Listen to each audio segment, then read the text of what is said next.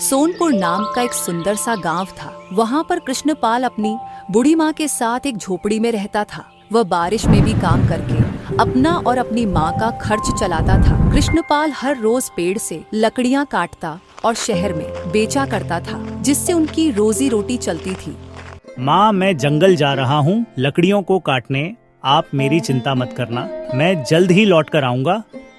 बेटा जरा ध्यान से जाना, जल्द ही लौट के आना। मैं तुम्हारे लिए कुछ खाने को बना के रखूंगी। मुझे तुम्हारा बहुत चिंता होता है, लेकिन क्या करें बेटा, लकड़ियाँ नहीं काटोगे तो हमारा घर कैसे चलेगा।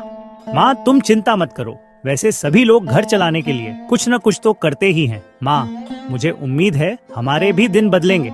इतना कहकर कृष्णपाल कुल्हाड़ी लेकर जंगल चला जाता है। उस दिन मौसम कुछ ठीक नहीं था और आसमान में बादल बहुत तेजी से आ रहे थे और थोड़ी देर में बारिश होने लगी। अरे यह क्या है, इतनी तेज बारिश में मैं घर से दूर जंगल आ गया हूँ। लौटकर वापस नहीं जा सकता।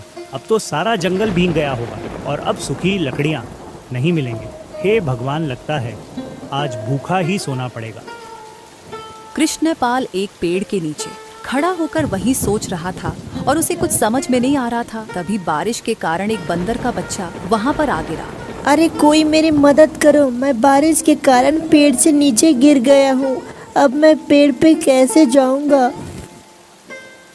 कितनी तेज बारिश हो रही है, पता नहीं मेरा बेटा कहाँ होगा और घर में सारा सामान भीग रहा है। मैं क्या करूँ? कृष्णपाल के घर के बगल में ही उसका दोस्त नंदू अपनी पत्नी के साथ रहता था। नंदू लालची किस्म का आदमी था। उसे पता चला कि कृष्णपाल कुछ दिनों से घर नहीं लौटा तो नंदू बहुत खुश हुआ। सुना है मालवी, कुछ दिनों से कृष्णपाल अपने घर नहीं लौटा। अब मैं आराम से उसके खेत और घर पे अधिकार कर सकता हूँ। अरे नंदू, ऐसा करना उचित नहीं होता है। बेचारा भर दिन काम करके अपना घर चलाता है और तुम उसकी जमीन पर अधिकार जमाने की सोच रहे हो। अरे मालवी, मुझे ऐसे बातें समझ में नहीं आती। तुम अपना घर का काम करो और मुझे ज्ञान मत दो, समझ गई? इस तरह नंदू की नजर कृष्णपाल के जमीन और उसके घर पर थी। वह किसी तरह कृष्णपाल की जमीन पर अपना अधिकार जमाने के बारे में सोचता रहता था और उधर कृष्णपाल के आने से उसकी माँ 2 दिनों से कुछ नहीं खाई थी। 2 दिन हो गए। हे भगवान, कृष्णपाल घर नहीं लौटा।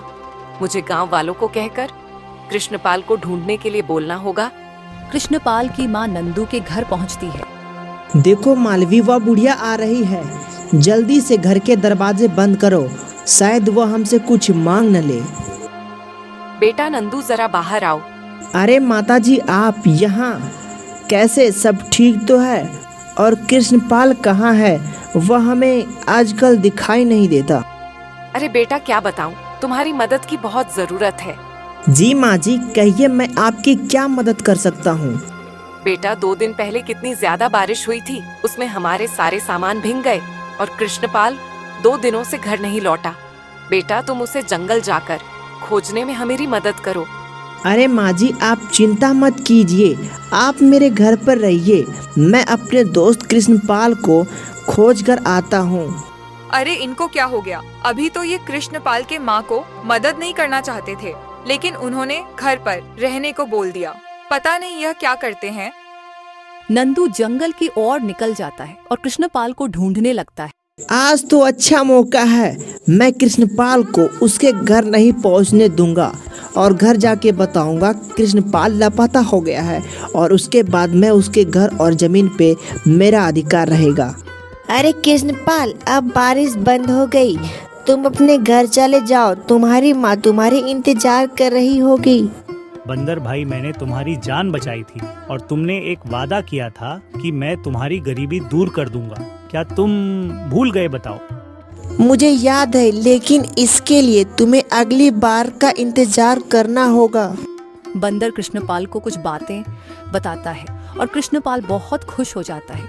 मित्र, जो तुमने बात बताई अगर सच हो तो सच में भाग्य बदल जाएगा। कृष्णपाल जंगल में अपना घर बनाकर रहने लगता है और वह अगली बारिश का इंतजार करने लगता है। पता नहीं माँ कैसी होगी और किस हालत में होगी।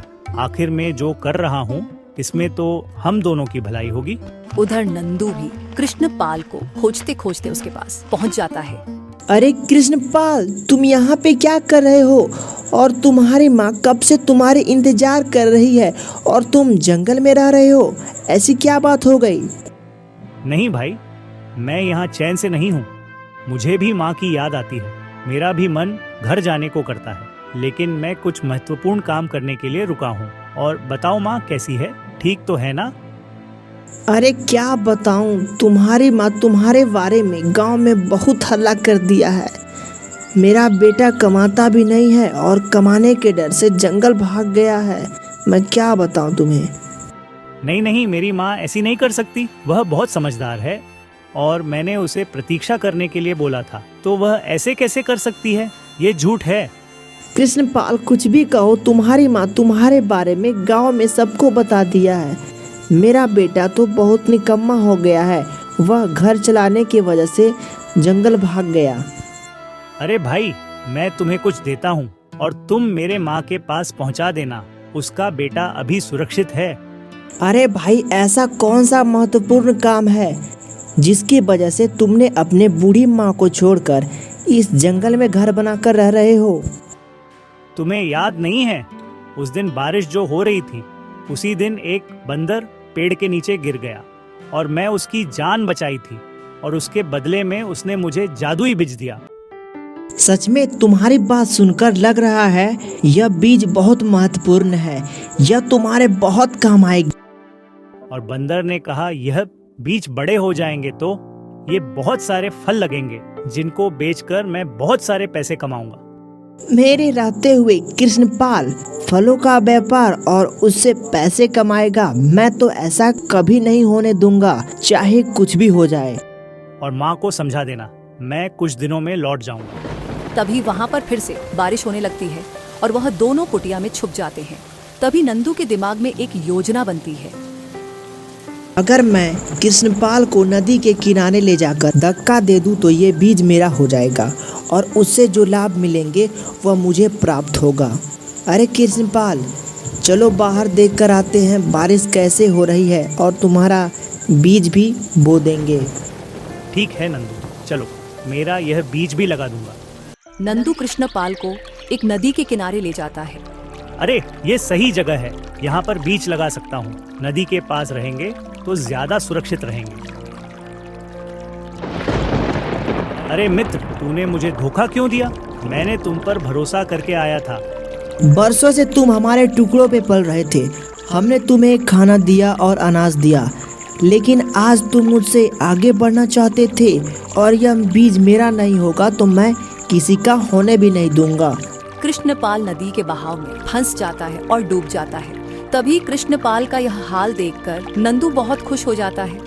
चलो जल्दी से यह बीज ले लेता हूँ और इसे अपने घर के खेतों में बोऊंगा। चलो जल्दी से चला जाता हूँ। नंदू जैसे ही बीज लेने लगता है, तभी वहाँ पर भालू आ जाता है और नंदू वहाँ से भागने लगता है।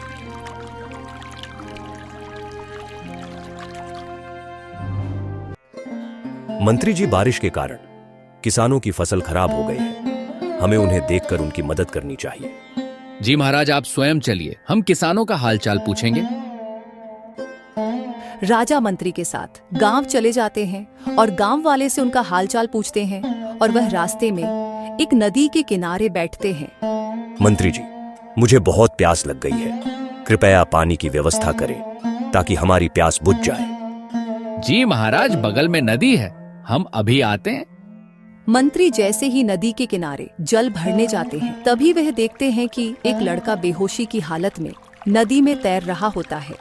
सैनिकों, जल्दी से यहाँ आओ और इस लड़के को पानी से बाहर निकालो। तभी उस लड़के को बाहर निकाला जाता है। लगता है बारिश के कारण इस लड़का नदी में फिसल गया है और इस कारण से यह बेहोश हो गया।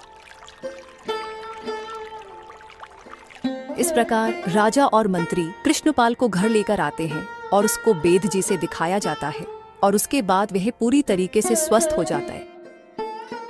आपका बहुत बहुत धन्यवाद महाराज, आपका बहुत बहुत धन्यवाद। आपने मेरी जान बचाई महाराज। मेरा नाम कृष्णपाल है।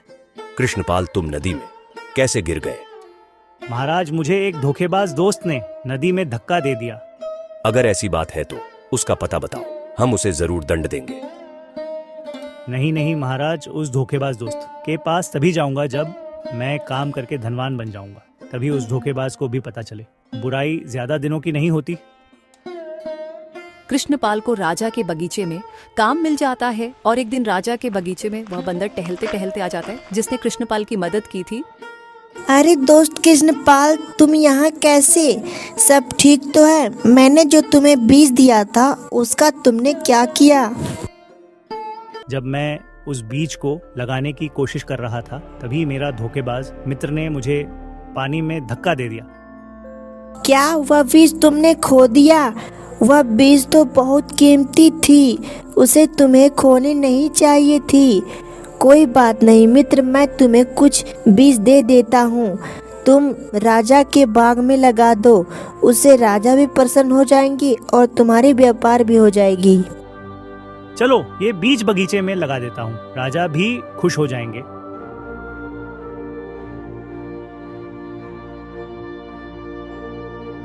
उधर राजा और मंत्री जी आपस में बात कर रहे होते हैं। क्या बताऊं मंत्री जी, आजकल मेरे साथ ठीक नहीं हो रहा। पता नहीं मुझे कमजोरी महसूस होती है और मुझे थकान भर दिन रहती है। अरे महाराज, आप ये क्या कह रहे हैं? अभी आपको राज्य को संभालना है, ऐसी बातें नहीं किया करते महाराज। तभी वहां पर कृष्णपाल एक फल लेकर आ जाता है जो जादुई फल से प्राप्त हुआ था। महाराज, मैं आपके लिए कुछ फल लाया हूँ, ये बहुत मीठे हैं, इसे खाकर आप प्रसन्न हो जाओगे।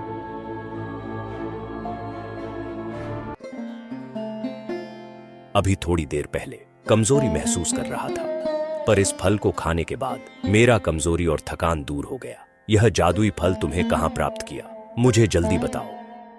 कृष्णपाल राजा को बगीचे लेकर जाता है और दोनों को जादुई बीज के बारे में सारी बातें बताता है। अरे कृष्णपाल, यह तुम्हारी दयालुता का परिणाम है। सच में बहुत अनोखी फल है। महाराज, मैं एक छोटा सा व्यापार करना चाहता हूँ ताकि इस जादुई फल को खाकर सभी आदमी स्वस्थ हो जाएंगे। मैं इस फल को सभी के पास पहुँचाना चाहता हूँ। ऐसी बात है तो हम तुम्हें जरूर मदद करेंगे मंत्री जी। कृष्णपाल को जितनी भी धन की आवश्यकता हो उसे दी जाए। कृष्णपाल अपनी मेहनत से व्यापार करता है और कुछ दिनों में बड़ा व्यापारी बन जाता है। और दूसरी तरफ बहुत दिनों के बाद नंदू अपने घर पहुंचता है। उसकी पत्नी उसे देखकर बोलती है, अरे आप यहाँ, और कृष्णपाल भैया कहाँ पर हैं? अरे मैं तुम्हें दिखाई नहीं दे रहा हूँ? तुम्हें तो कृष्णपाल की चिंता है। मैं जंगल से लौट आया, तुम ये देखो। इस तरह नंदू सारे गांव में कृष्णपाल की मरने की झूठी खबर फैला देती है और उसकी माँ बोलती, अरे मेरे बेटे को कुछ नहीं हो सकता, ये झूठ बोल रहा है, मुझे इस पर यकीन नहीं होता। अरे बुढ़िया, तुम इतने दिनों से मेरे घर का खाना और मेरे घर का अनाज खा रही थी और आज से तुम मेरे घर के बाहर रहोगी और तेरे घर और तेरे खेत पे मेरा अधिकार रहेगा। अरे नंदू, तूने मुझे और मेरे बेटे को धोखा दिया है। अगर आज मेरा बेटा यहाँ होता तो तुझे छोड़ता भी नहीं। मैं अभी सरपंच के पास जाऊंगी और उनको सारी बातें बताऊंगी। वह हमारा फैसला करेंगे और तुम भी मेरे साथ चलो। यह कृष्णपाल की माँ सरपंच के पास जाती है और पंचायत लगाई जाती है। सरपंच जी, नंदू मेरे घर और खेतों पर कब्जा कर लिया है और मुझे घर से बाहर निकाल दिया है। आप फैसला करो, मैं बूढ़ी होकर कहाँ जाऊंगी। अरे सरपंच जी, मैं क्या बताऊं, कृष्णपाल जब जंगल जा रहा था तो उसने मुझसे कहा था अगर मैं जंगल में ही कभी रह जाऊं तो तुम मेरे जमीन और मेरे घर का देखभाल करना और मेरे माता जी का भी ध्यान रखना। आप ही बताइए सरपंच जी, भला मैं इसमें क्या कहूँ, मैं क्या बताऊँ आपको। हाँ, तुम्हारी बात तो सही है। आखिर कृष्णपाल की माँ का तो किसी को ध्यान रखना होगा। आखिरकार कृष्णपाल की माँ को सबकी बातें मानना पड़ता है क्योंकि उसके पास कोई सबूत नहीं था। अरे कृष्णपाल, तुम यहाँ? नंदू ने बताया कि तुम्हारी बारिश के कारण मृत्यु हो गई। अरे बेटा, तुम जीवित है। मैंने सुना था कि तुम्हें बारिश के कारण मुझसे अलग कर दिया, लेकिन भगवान का लाख लाख शुक्र है, तुम स्वस्थ हो। हाँ माँ, मैं बिल्कुल स्वस्थ हूँ और मैं अब बहुत बड़ा व्यापारी बन गया हूँ। अब तुम्हें किसी भी चीज की कमी नहीं होगी। अब हमारे गरीबी दूर हो गए। बेटा, इसने मुझे बहुत धोखा दिया है और हमारी सारी जमीन और घर को छीन लिया है। अब समय आ गया है इसे सब कुछ वापस लेने का। यह मित्र के रूप में यह सबसे बड़ा शत्रु है, क्योंकि इसने जो मेरे साथ किया है वैसा कोई दुश्मन भी नहीं करता। इसने तुम्हारे साथ ऐसा क्या कर दिया है बेटा, हमें भी बताओ। अरे माँ, इसने मुझे मारने की कोशिश की है, लेकिन मैं भाग से बच गया। अरे तुम कृष्णपाल को मारने की कोशिश की, तुम्हें हम कभी क्षमा नहीं करेंगे और हम तुम्हें राजा के पास ले जाएंगे। वहां के सारे लोग नंदू को राजा के पास लेकर जाते हैं और राजा को सही बात बताते हैं।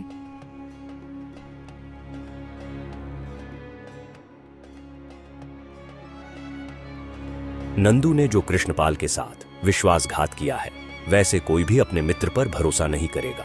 कृष्णपाल जैसा भले इंसान के बारे में बुरा सोचा, इसे कारागार में डाला जाएगा। उसके बाद नंदू को कारावास में डाल दिया जाता है और कुछ समय के बाद फिर से बारिश होने लगती है। बेटा तुम्हें इस बारिश से बहुत डर लगती है। नहीं माँ, इसी बारिश ने हमारा भाग्य बदल दिया और इसी बारिश के कारण हम सभी लोगों की मदद करेंगे। हाँ बेटा, हमारे दिन अवश्य बदल जाएंगे, लेकिन बेटा बुरा वक्त कभी नहीं भूलना चाहिए। व्यापार से तुम्हारे पास जितने भी पैसे होंगे हम गरीबों की मदद करेंगे और बारिश में सबके घर के ऊपर छत बनवा देंगे। इस प्रकार कृष्णपाल अपने माँ के साथ हंसी खुशी जीवन व्यतीत करता है और बारिश में सभी लोगों की मदद करता है। अब गांव में कोई भी बारिश में परेशान नहीं होता और सभी खुश रहते हैं और हंसी खुशी बारिश का आनंद लेते हैं।